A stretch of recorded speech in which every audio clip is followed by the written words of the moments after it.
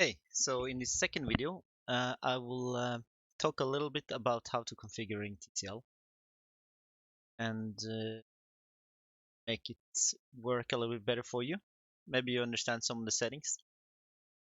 And also, I forgot to say in the last video that I'm sorry, that this TCL is kind of modified a little bit from us. Like Papa Reap has been doing a little bit of editing to make some of the errors and we tweaked some of the values. For example, I tried to get rid of the squad leader with binoculars pulling up their binos all the time. Still happening for some reason, but it's happening less. So TCL is getting old. It's a dinosaur. And in the future, we will replace this with squad system in chain of command, which will basically do everything TCL does and hopefully better. Um, I'm going to talk about that in another video, but for now, I'm just going to talk about the how to set up the mission files. So what you want to do once you downloaded our showcase mission, just go to our scenario folder and you see TCL system in the folder. Do not load the TCL system in Steam. It has a lot of bugs in it, and it's a nightmare setting up. You have to set it up um, outside the game, or you cannot set it up in your mission folder. So that means the default settings from the in the workshop folder will be running, and it's hard to tweak that. And there's not much explanation how to do it. So I would recommend loading it into your mission file like this and running from here. All you need to do is that you put this in your init file. This top here is not needed. And that should be an init file in the showcase mission. If you want to debug, just remove this, and you'll be able to see what the TCL does a bit more. Yeah, that's it for setting up the TCL. Next, you want to go into TCL systems, TCL, and then database, and we can start from the top. And I'll explain a little bit what I know. There's a lot of stuff going on here and a lot of randomized stuff and stuff that is based on skill. It's a little confusing, especially when it comes to times and whatever you're tweaking here is not exactly happening. I mean, it will be changed by the skill level of the AI and so on, squad leader and so on. So it's a little bit yeah, there's a lot of random, so you can't really always I would say that is backside if you're doing curation or a curator in Zeus, for example, and you want the AI to follow an order. That won't always happen because the AI will try to hunt down a target, so on, and won't listen to your waypoint. That can be really annoying. And this is why you need to set this up properly so that the squads that you want to be autonomous and to be respawning by themselves, you need to put them in. You have to disable TCL or put them in enhanced mode or default mode.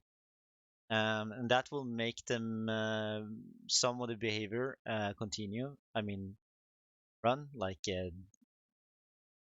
push, like flanking and stuff like this, but they will not be called as reinforcements and out of the Zeus waypoint, for example.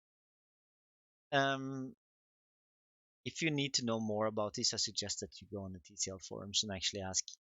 Uh, I don't know everything, but I'll try to share whatever I know. So let's start with the first one. So it's AI. Let's see that actually have my browser up. Yeah, I can see the screen displays capturing. I've written some of the stuff in the text So we're TCL AI. And I explained this a little bit in the last video. So this is the reinforcement section. And this is probably one of the most important sections. And you could even make an array and set this on every individual. I could show you that maybe it's been a while since I've done it, but yeah, you can actually set this on every individual. So you could customize exactly how many groups you want this unit to be calling in, how much enemies it would take for that to call in reinforcements, and how much knowledge it needs, and so on. And that could be different from group to group based on how difficult you want the mission and um, how you as a mission maker want to respond. So let's go through this. So reinforcements. So the first one, this is the limiter or the threshold of how much knowledge is required for um, for the AI to call in reinforcements. So here it needs 2 knowledge in order to call for reinforcements. If it's less than 2, it will call it.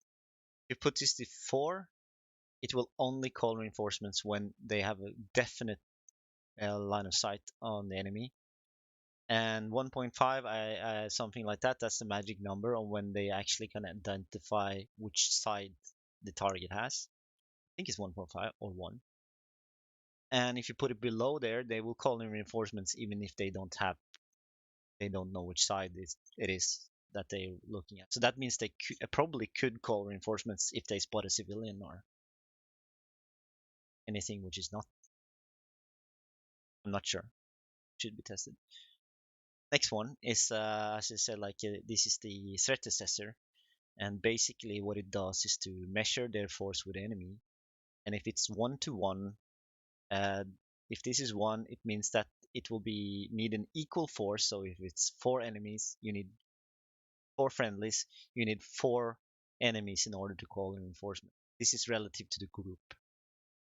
So if it's twice, for example, if you set this to 2, you would need twice the force of your group to call in reinforcements. And if you set it to 0.1, only 10% of so that's 1/10 of the spotted in order.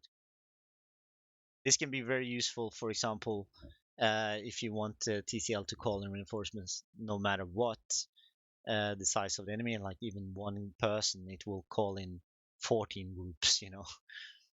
Um, I was thinking maybe to tweak around with this and maybe add another function to this, which would adapt the number of squads based on how many players and so on. This can be done. Anyway, additional forces. As I write here, I don't understand it yet. It will call some other forces into so you have a loop. You can call in like 2 groups, and they will be in some kind of call loop. And if it's outside the number here, I don't know what that would mean, but I think it adds a few rules which is side the scope of norm. And also you can see here the additional groups can join the reinforcements pool. Really don't know about this. I would like to know more. If you know anything more, please tell me and write it in the section. This is just disable, and it disables 2 systems. You have the movement system, and then you have the reinforcement system. And you can do this, like as I said, you can make an array and disable one of those, or you can just use the set variable and set different types of AI behavior that way. So you don't need to think about this, I guess. Regroup means that smaller groups of AI will join larger groups. So basically, if a group is depleted or almost, dead, it will join another group, and that's pretty neat. Timeout is basically how much time a group will hunt for a nearby enemy. As you saw probably in the past video, you can see that the AI is hunting a near enemy, and I've set this to 180 seconds, so 3 minutes, quite a long time. You probably have it to less.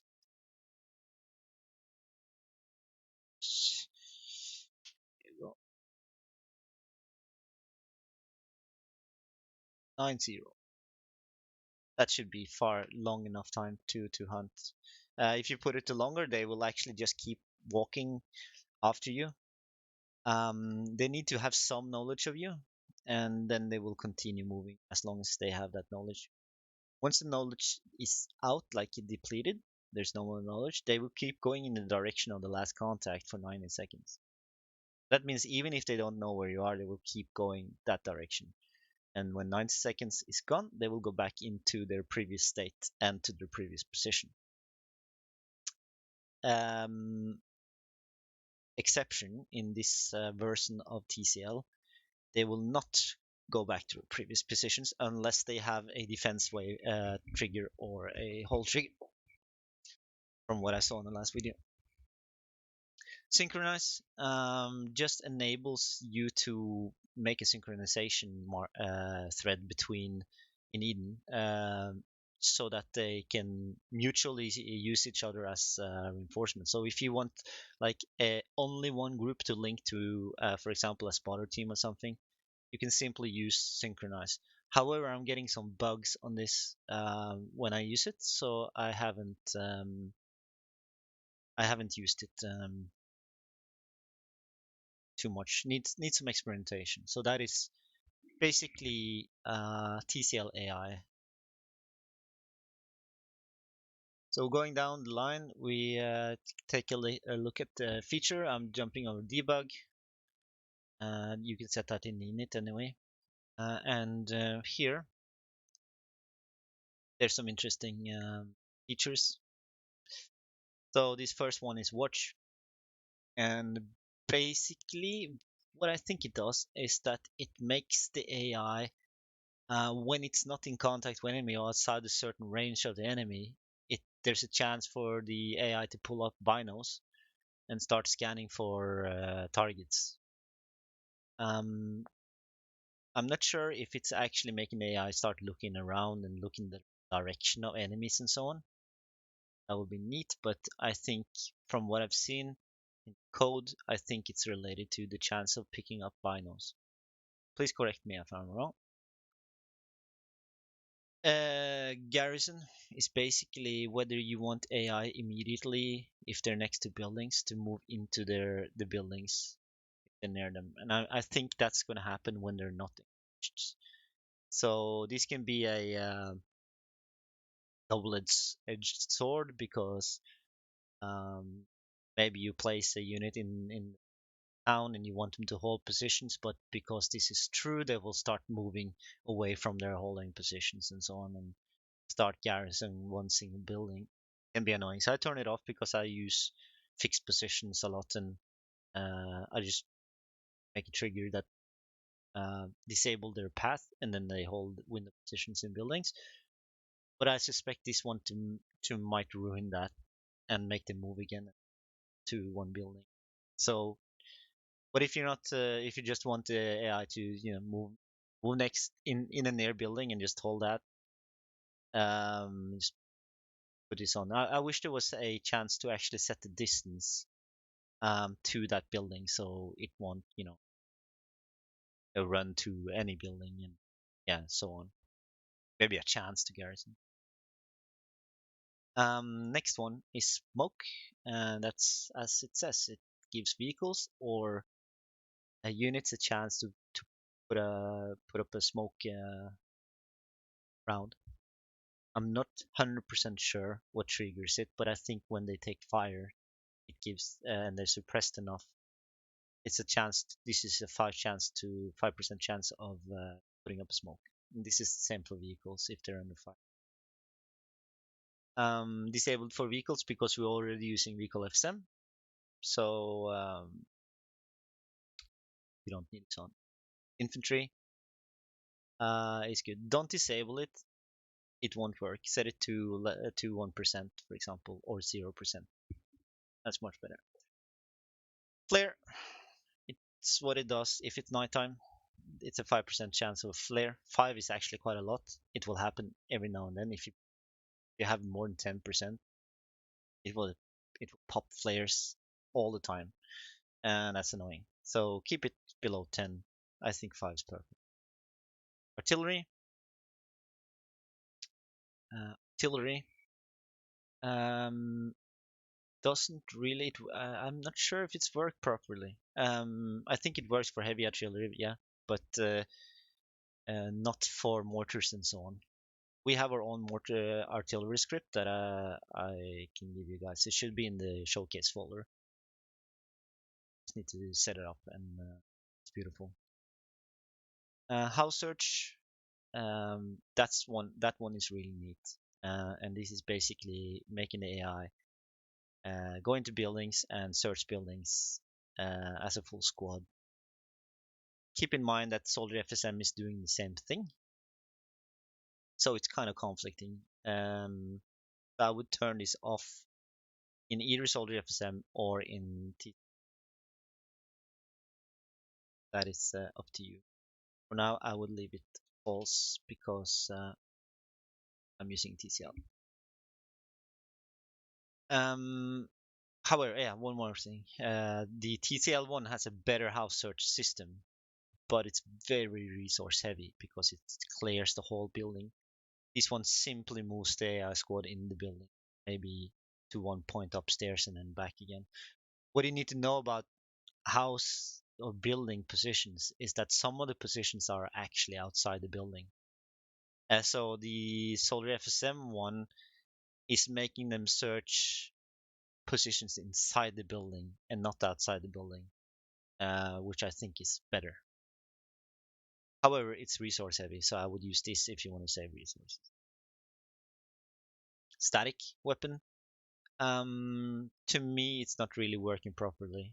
What it will do is that they will deploy into static weapons if they're near them. However, from what I see, they leave them after some while, and it's really annoying. Even if you have 100%, they will leave the static, and they might get into it, they might not. So it's annoying if you set up like a machine gun position and the AI just leaves it. Take cover. I put this to false because Soldier FSM is doing all of this.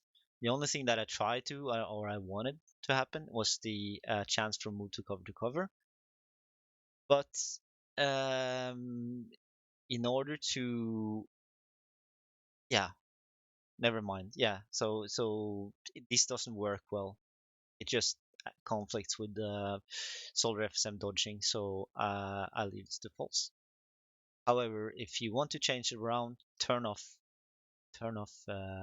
flinching and turn off dodging. No, actually turn off dodging in Soldier FSM and leave this one on, and that will make the AI actually move from cover to cover instead of dodging for cover. Yeah. Next one is flanking, and yeah, this is where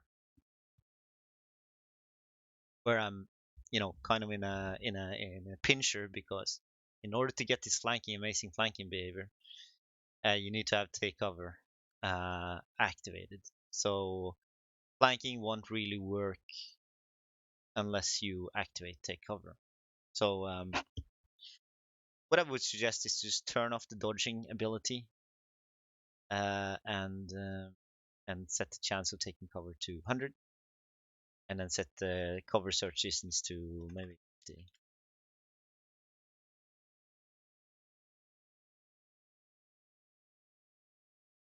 That should be it. So like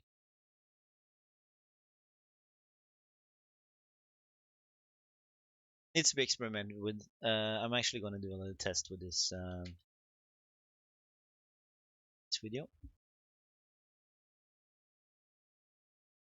Okay, next one is advancing, and advancing is basically doing the following. It makes AI hear weapons, different kind of weapons, and then start pushing towards the investigate the firing sound. This kind of conflicts with Soldier FSM, as Soldier FSM is kind of doing the same thing, kind of. The only thing Soldier FSM is doing is making them take cover when they hear different weapons, but this will actually make the AI start investigating and actually pushing in. This can be a little annoying if you don't want the units to actually leave their positions. Sorry. So you should probably turn these values down a little bit if you want to investigate. Maybe I would probably put this to like 150, all of them. That means that if they're very close, then they will investigate the shot. So then we could test if with this true with its lower values. I think that's interesting. So then they will take over first and probably try to investigate the source of the gunfire. Suppressed, that's a simple suppressing system. I do not exactly know how it works. I think the AI will start switching their stances and so on, but I have not looked depth on how it works yet. And Solar FSM has a much better system, so from what I can see, so I don't touch this. Healing doesn't work at all. Haven't seen it work. Rearm is getting a lot of bugs. Disabled it. Surrender never worked. I'm using another surrender system, and on the next update for Solar FSM, we're going to have surrender behavior. That completes TLC feature. So next one we have TCLFX, and this one is adding the chance of getting different bullet sounds and different effects. But however, these sounds will not be working if you're not running the mod from the workshop. So if you run from the mission folder, none of these effects will actually happen. So I'll set them to false. But they're quite good actually. Lighthouse effects. These are basically sounds from lighthouses. Turn the lighthouse on so you can actually search. Radio sounds. Yeah, just turn this off. Next one you have IQ, and this is where we had a discussion earlier about how the information sharing is happening between the squads. And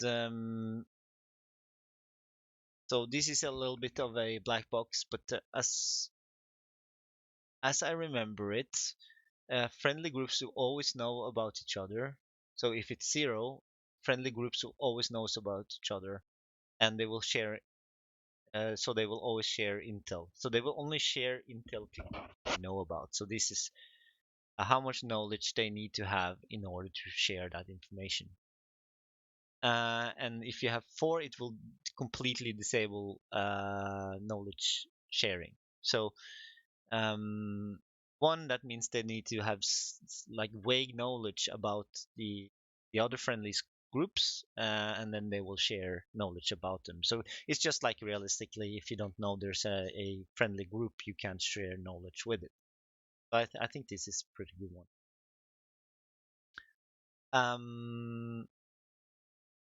So I put it to 1, simulating kind of a radio. You have radio, so you have some knowledge about friends. Then next one is distance, and that's how far away the other squads will be, and as well as knowledge. So if it 100 meters and they have one knowledge, then they will share positions with their enemies, so on. If you make this too large, though, it will cascade. So this group will then contact this group, will contact then this group, and then everybody's going to chase at the same target. So I keep it to 100, and it seemed to work really great. But you have to tweak a little bit on this. Um, Time to remember enemy targets, and I guess that's also how long they remember before they will share.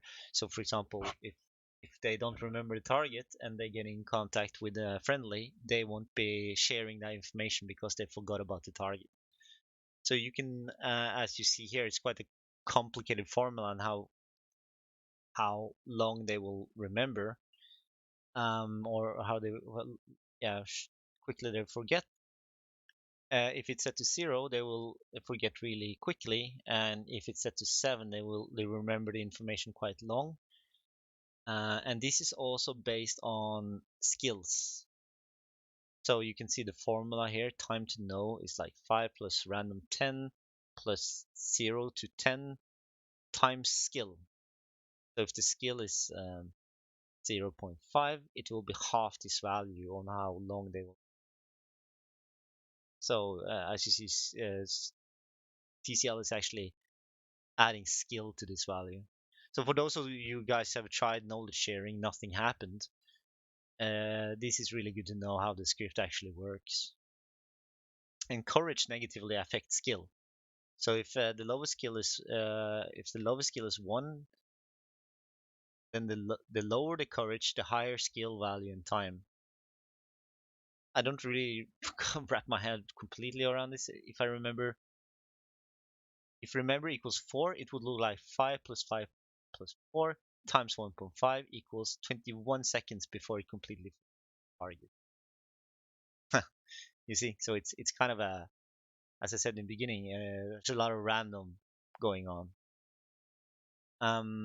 So yeah, here it will remember for 21 seconds, and then if it gets in contact with if these are true, 1 knowledge, 100 distance, it will remember for 21 seconds. So if it gets in contact with these parameters true, then the information will be shared. Otherwise, nothing will be shared. That's IQ. And the effect of sharing, and it's worth talking about, is basically they're going to give a knows about value to the other squad, like it's side knowledge, I think.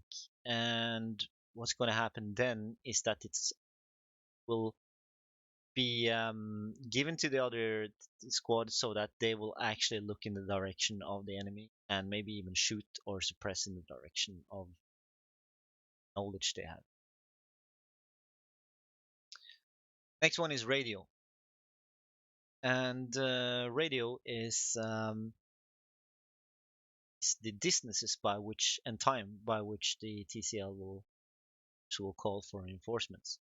Whoever groups that has been allowed to call in reinforcements and the conditions in reinforcements are true, and this is set to true, this is the time they will need to react, and this is not fixed, by the way. It's influenced by the courage of the leader. Um, so it's about 50% of the value here is the time it will take. So if you put this to 20, the about time will be 50% of that. But the courage of um, the courage of the squad leader will define how long. So the less courage, the faster the reinforcement. So a very courageous leader will have a very slow time to call in reinforcements, but a cowardly squad leader will call in reinforcements faster. Now these fives are basically the distance by which they will call infantry, support, and next one is vehicle support,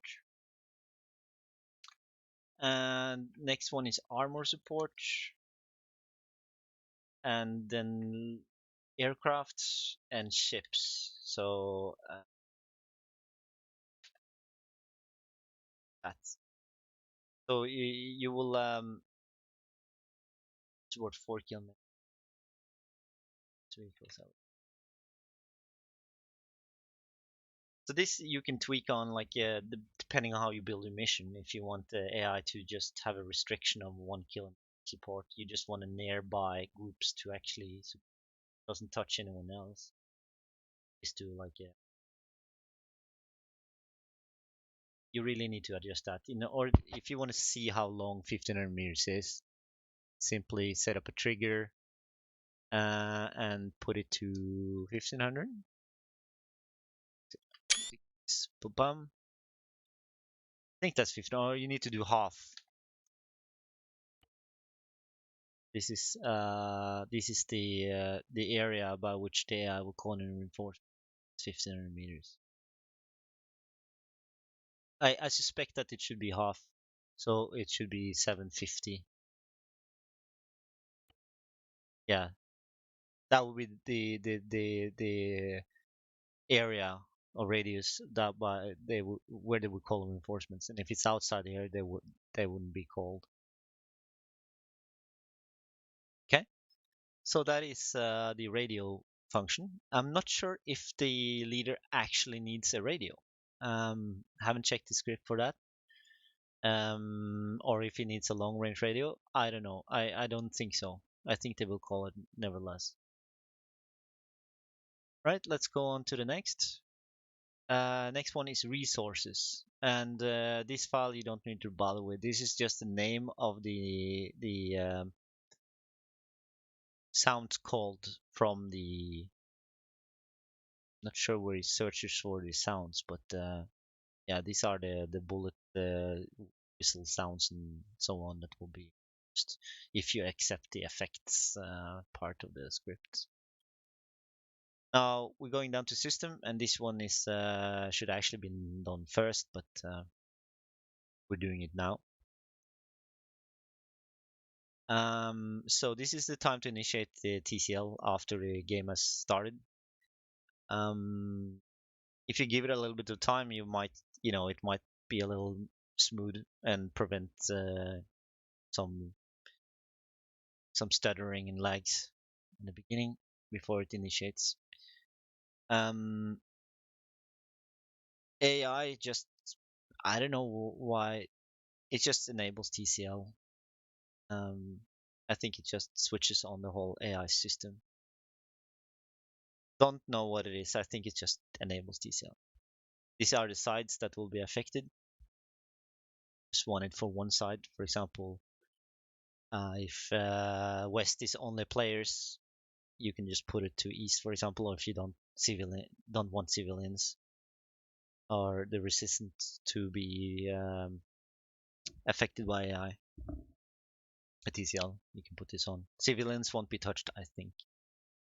Combat system, not sure. I think that is maybe the flanking and the ability for the AI to maneuver and take cover and this kind of stuff. But it was still like even if this is off, they might be calling as reinforcements. I'm not sure. Get in. This is an important one, and currently it is buggy as hell. But sometimes it works, and what it does is allowing the AI to get into vehicles that is called as reinforcements and then come in with the vehicle. The negative side of that is that they will just run into the combat zone straight to next to the friendly squad where it was called, and they will deploy from there. But sometimes they won't even get out of the vehicle.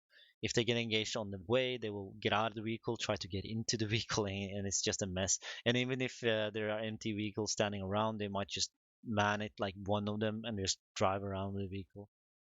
It's annoying as fuck, but sometimes it can work. I haven't really figured out why it's acting like this. Skill system. I'm I'm using a CF buy, and CF buy is adjusting the skills. Um, and this is just creating like random skills on all the different groups. I'm not using it, but it can be something to look into. Actually, it's a little bit of a randomizer. You can set a skill divider, um, which will create like some kind of average skill. Even with actually with CFI, I think this works. I'm gonna test it afterwards, but I haven't used it until now. If you set your skills manually though, it will fuck up your skill system, I think, or it might be just creating varieties to your settings. Spawn. This is just if you spawn this in Zeus, it will initiate, I think. Delay is how long time it takes before you initiate the TCL on the when you spawn them in. Effects is the effect system that we talked about earlier. And respawn, this is like some kind of testing feature that's not really. It's not. So the last one we're looking at is tweak, and this one is the probably one of the most important when it comes to how the AI behaves in combat. And this will be the last one I talk about. So behavior, it's basically how the AI reacts when it gets into combat mode or when it gets knowledge on enemy. Um, so this forces the AI to either there's a percentage chance of it's going into combat mode or it's going into aware mode, and this is a something that you need to consider. A unit, if it goes into aware mode, what is happening when the AI is in aware, that it will move to your waypoint fast. It won't move from cover to cover, so it will move much faster and more carefully too. And this is overriding the combat mode. So once they get into kind of combat mode, it gets out and into aware, and then it runs um, to the waypoint much faster. So it will be way more aggressive being in aware. However, if you put it below 50, it will have a more higher chance of going into combat mode, which will slow down the unit, and they might not even get to their waypoint at all because they will stop, take cover, and be much more careful. So if you want the AI to be really aggressive, you put this into 100, I think, and that will make it 100% sure that they're going aware. If you put it to 0, they will always go into combat mode, and that will prevent them from pushing. So if you have a squad that is far away, um, consider it will go into combat mode because it shares info, and it will take forever to get into combat.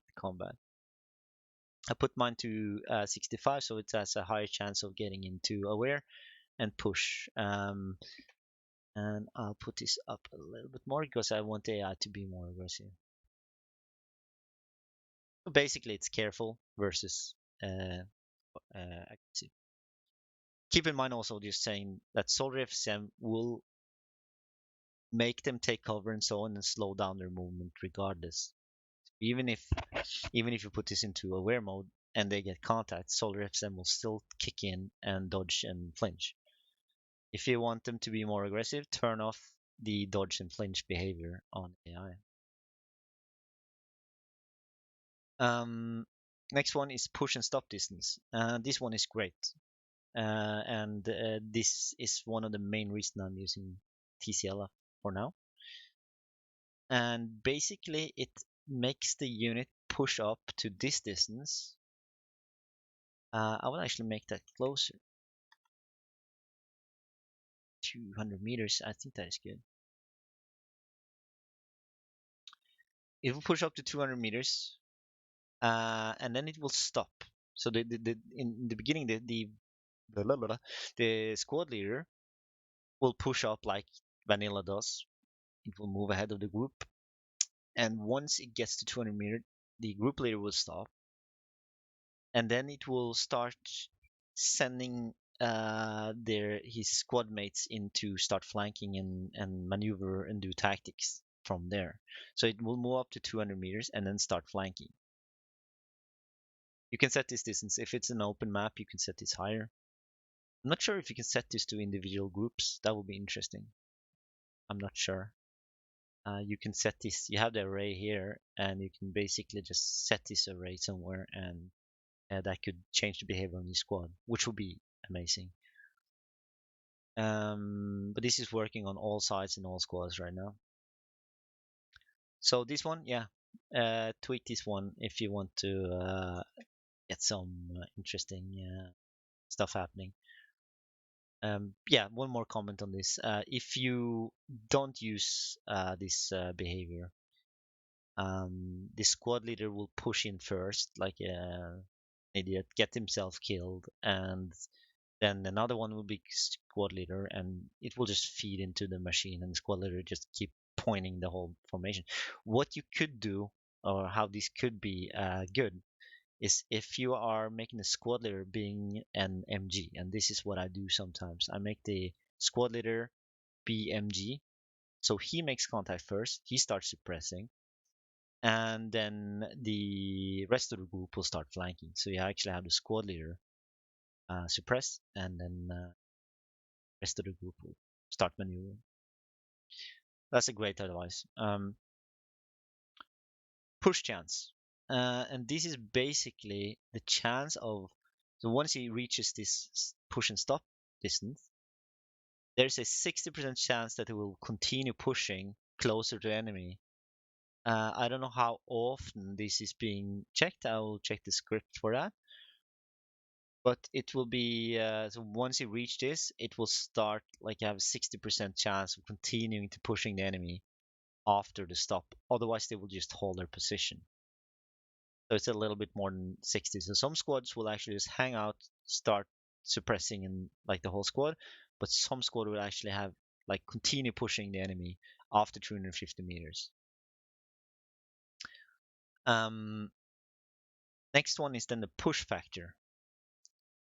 And that's basically calculating how close to the target. So if it's 1, it means it will move straight on top of the target.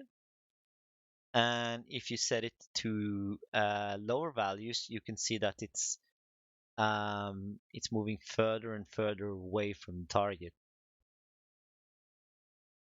I made a little example here. So if the distance to the target is 300, the push factor is 1, and then it will plus random 0.5. Then the offset of that target will be 300 divided by 0.75, for example, if depending on the random, which will be 400 meters from target. So yeah, if you set this to a lower number, you see the further away from the target the unit will. So it's this 1 plus random 0.5. That means it could be 300 divided by 1.5. That will be much closer, right? So yeah, tweak around with this setting. One point of notice when it comes to push factor here is that if you want the units to act more flanky, make this larger so that it will actually move away a little bit and then come in from another angle. If you just want it to be aggressive and push straight on top of you, increase this value to a 1, or above, and you will see the AI being less aggressive. Right. That completes the whole explanation. I hope that somebody got something out of this. And if you want to discuss this deeper, or if you test this and have some other ideas on how to use this, please tell me. I really would like to know if it's possible to use this as an array on each it so that you can change their behavior. That would be really great to know. Yeah, so that's it. I hope you enjoyed. I will do a little test of this new tweak that I made now. And yeah, maybe I'll make a little video so you can see the result. Okay, see you on the next video and have a nice one.